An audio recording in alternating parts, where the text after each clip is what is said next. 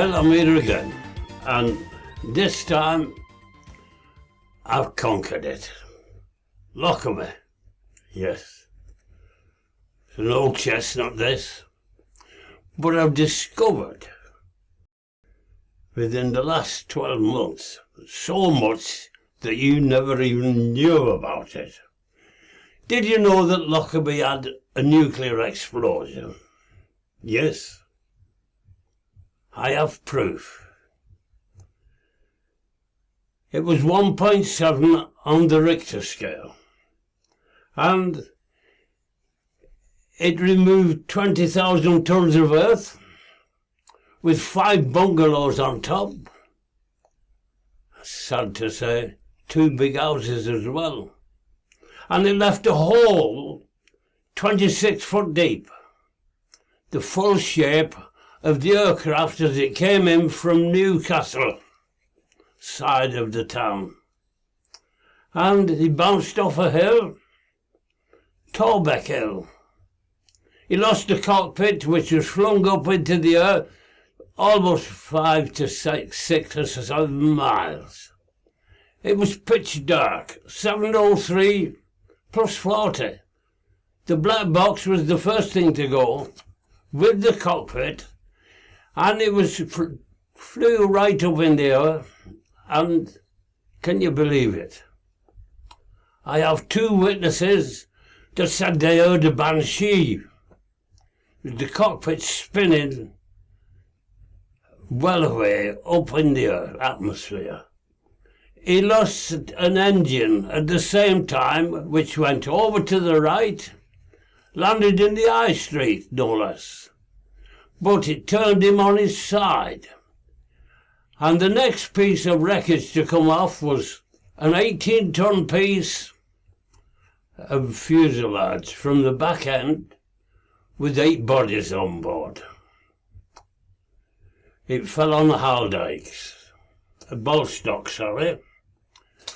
Then the next piece to come off was 8 ton at Haldykes with 3 bodies. The next little piece fell off at Rose Cottage. But then we have 59 bodies scattered right the way across the golf links, still strapped in the seats out of the main cabin. Some clutching hands full of grass. He comes between 2 trees on the top of Beechwood, close, and his 2 engines at the bottom must have lost the stump of his bottom wing, blew the top of Mr. and Mrs. Jardine's cottage, a bungalow, into the yard. And they said, but God, it was so hot. I said, I'm surprised you're still here. Anyway, he carried on through and destroyed half the town, and he blew the garage up. And as he went over the back wall into Sherwood, the full shape of the body of the plane was left in a 26-foot hole deep contour of the plane, which burned at over 2,000 degrees. It would do because, as Dr. Robert Parker says in this evidence, when it gets into the temperature of burning aviation fluid, fuel or anything, it will revert. You will get a small atomic explosion. That explosion lit the atmosphere up. A full 2 counties of it, Dumfries and Galloway, and Mr. and Mrs. Jimmy Beattie and Brenda were in their cottage, near their cottage. Mrs. Beattie was inside the field where the cockpit fell, and as the flare went off, the atomic explosion, they looked up and they could see the cockpit coming in at them. And I'd been telling people, oh, it was about 150 yards away. It wasn't. It was just over 50 to 60 feet away from Mrs. Beattie, stood in the field with the sheep. What must that poor lady have gone through? And her husband is at the other end of the bungalow dipping his oil. But that's not the point. The point is this. We have an atomic explosion which nobody ever knew about. We also have other witnesses that watched the entire proceed of this, which were never in court. I wonder why.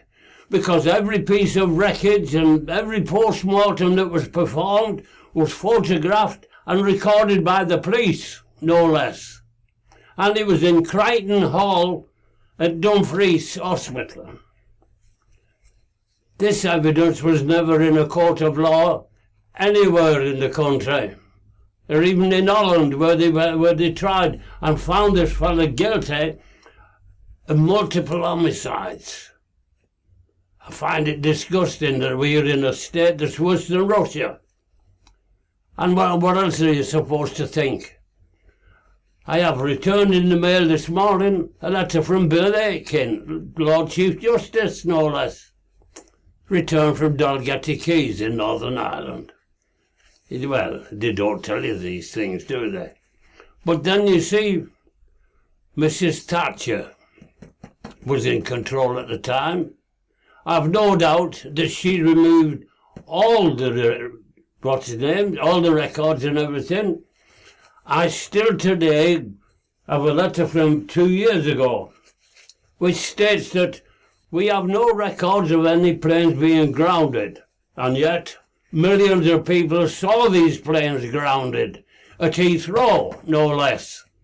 And everybody was watching who was coming in for the Christmas at home with the smog and everything else that we suffer, and who was flying off to an exotic Christmas. Now, can you believe this? Because within the same week, 23rd of the 12th, Richard and Judy was doing a programme from the Granada Dart in Liverpool. And, we're going to become famous. We're going to be welcome. One of the top journalists. And it was one of those things which fell flat on its face. Because at least there was one honest man on the IBC, Investigation B, branch of Berkshire Copse Road in Farnborough. And he was bringing the black box down from Lockerby to be played on the 23rd of the 12th, which was Friday. And what do you think he said? He was the best black box specialist they'd had in years. He said it was an accident. And over 3 3/4 million people watch this programme. Yet there's not a trace and you can't buy a copy nowhere. And lo and behold, when they write the dossier 3 years later,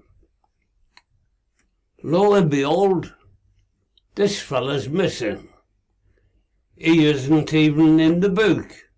I do have a copy from Farnborough, which someone kindly sent me, which said not to be taken away. And I can produce pages from it. I've got the book. It says that, as far as the black box was concerned, there was no explosion inboard or outboard. And it was an accident. Now, can you believe this? What kind of a state are we living in? Yes, I know. They've cut my phone off weeks ago. And they've put it back on again kindly. And it's a massive great help. It doesn't have saved my feet. And I'll tell you something.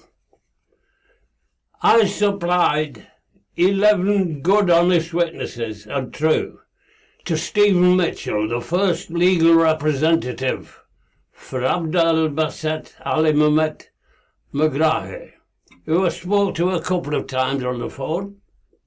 They wouldn't let me see him. And or otherwise, this ending might have been different. They blackmailed this fella into withdrawing his appeal because he was due to a review anyway. He'd been in jail 5 years before I get a copy like this. From the CAA, from the MP in Parliament. I don't know whether you see that or not. But then, you see,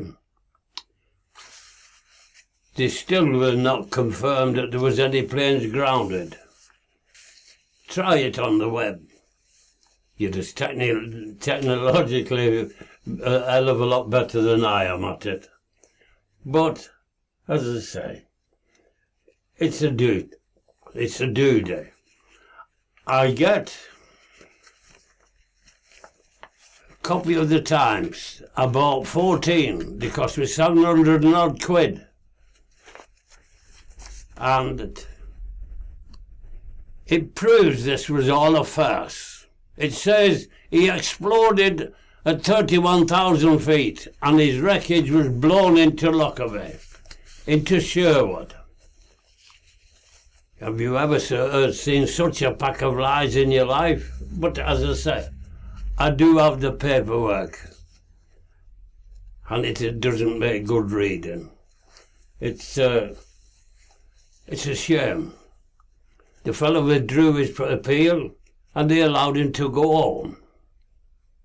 He should never have been in court in the first place. And now they tell me the Americans have found another fella who supplied the bomb.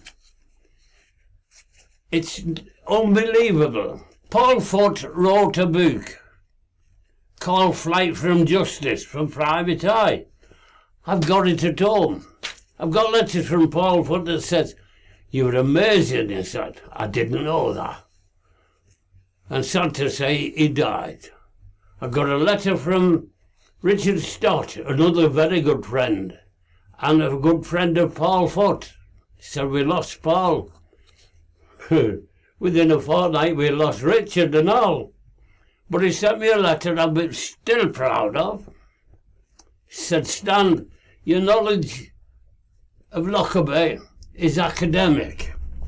And as I said before on one of the other DVDs, that is really laurels from Caesar.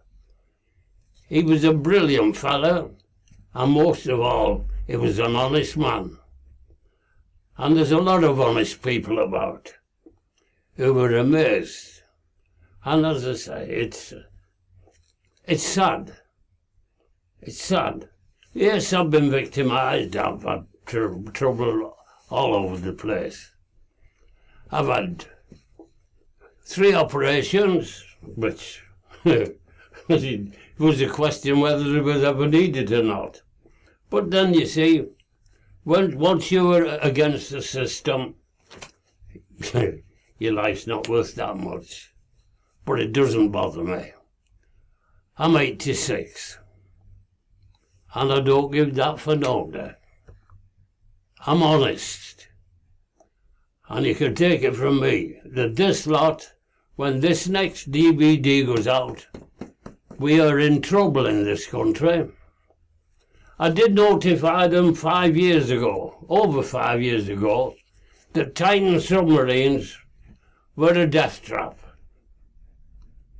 Because, you may not believe it, it only takes one man to take a Titan submarine.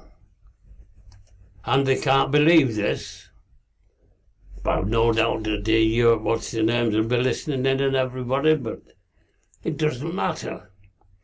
One man can take control of the latest submarine, the latest destroyer they've got, which is supposed to be able to fire a missile to anywhere. One man. I offered to go down and show David Cameron how it was possible to do it innocently and prove my point. So, they've taken note, and what's it there? We'll hold it on record. It's funny, isn't it? A stupid old fella like me knows how you can remove a government anywhere in the world like that. Yeah, something's wrong, isn't it? We're just victims of circumstance. And God help you. Anyway, all the best. Thanks very much for your time.